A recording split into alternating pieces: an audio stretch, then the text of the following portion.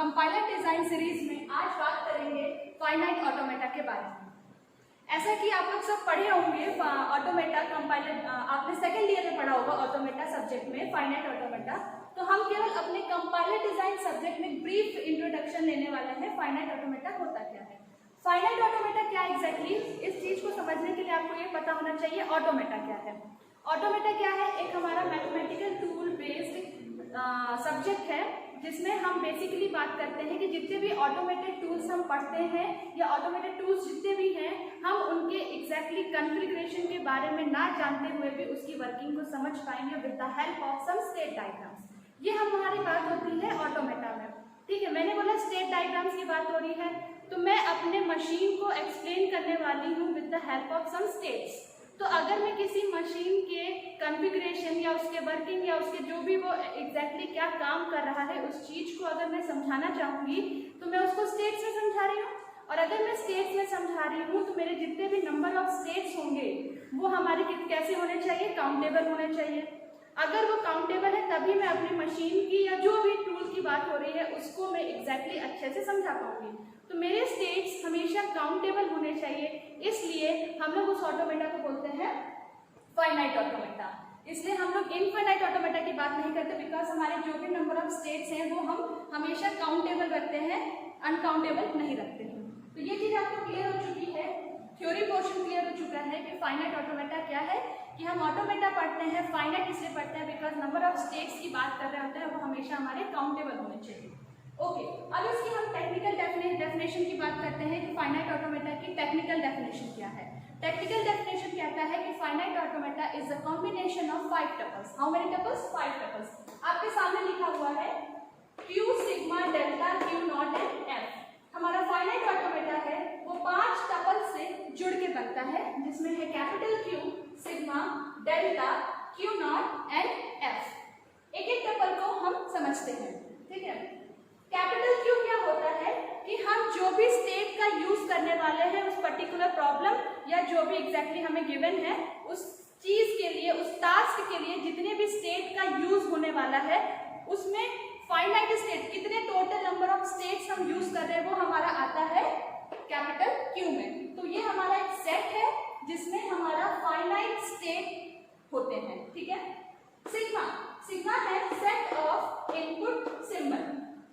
अब मैंने बात किया कि हम किसी भी काम को स्टेट की हेल्प से समझा रहे हैं तो स्टेट की बात तो हो गई। अब स्टेट को एक स्टेट से दूसरे स्टेट पे चेंज दिखाना है, किसी मशीन या किसी टूल का वर्किंग दिखाना है, हम उसको स्टेट से दिखा रहे हैं। हम कुछ इनपुट देते होंगे तो वो दूसरे स्टेट पे उसका ट्रांजैक्शन होता होगा।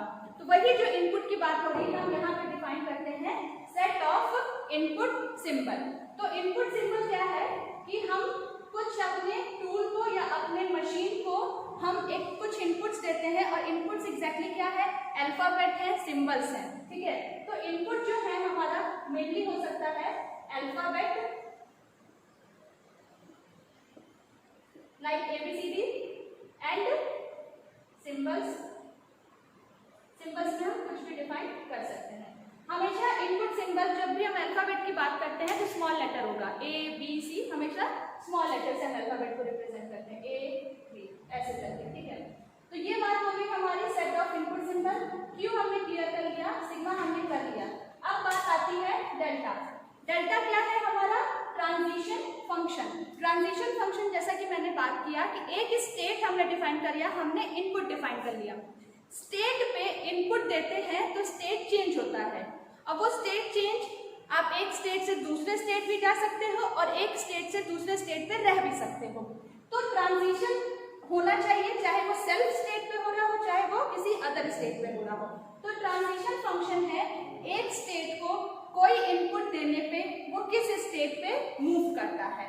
लाइक इसको हम लिख सकते हैं कुछ इस तरीके से, ट्रांजिशन फंक्शन डिफाइंस Q पे मैं कोई इनपुट देती हूँ तो मैं कहाँ जाती हूँ, किसी और स्टेट पे।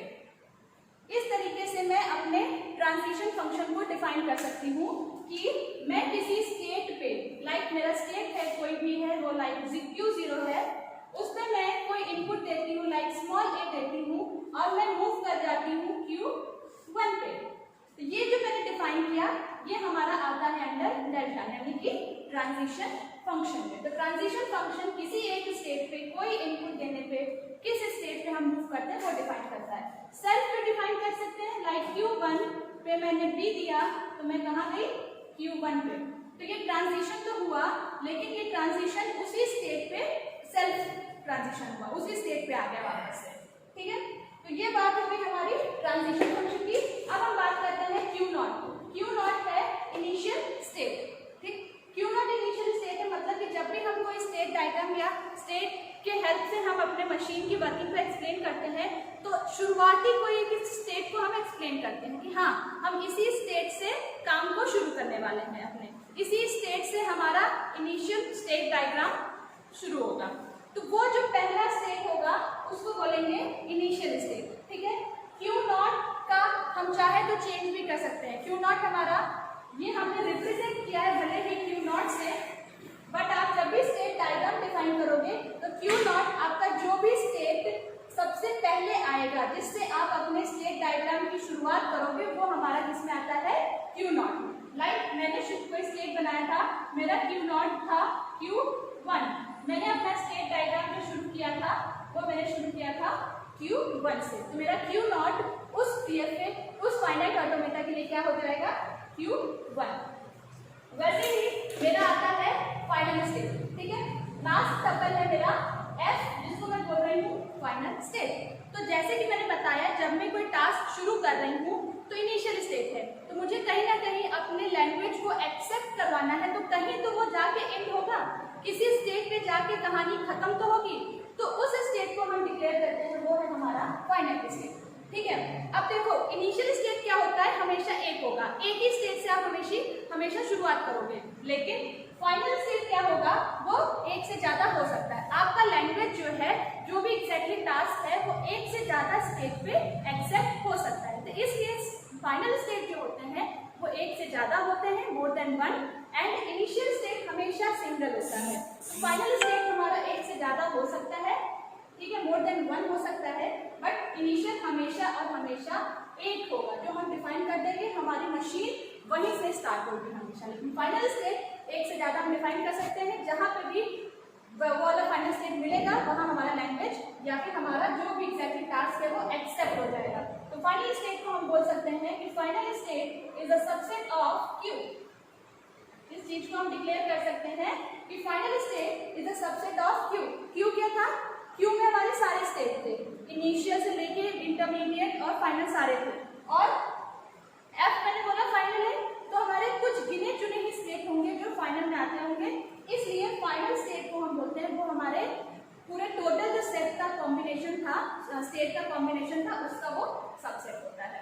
ठीक है, ये तो बात हो गई आपके number of tuples used in a finite automata. अब हम बात करने जा रहे हैं कि फाइनाइट ऑटोमेटा जो है वो कितने टाइप्स के होते हैं। तो फाइनाइट ऑटोमेटा जो है वो दो तरीके से होते हैं, एक होता है DFA और एक होता है NFA। DFA को बोलते हैं डिटरमिनिस्टिक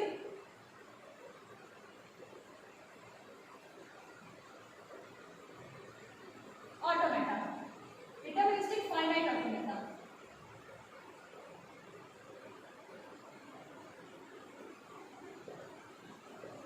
और ये है नॉन डिटरमिनिस्टिक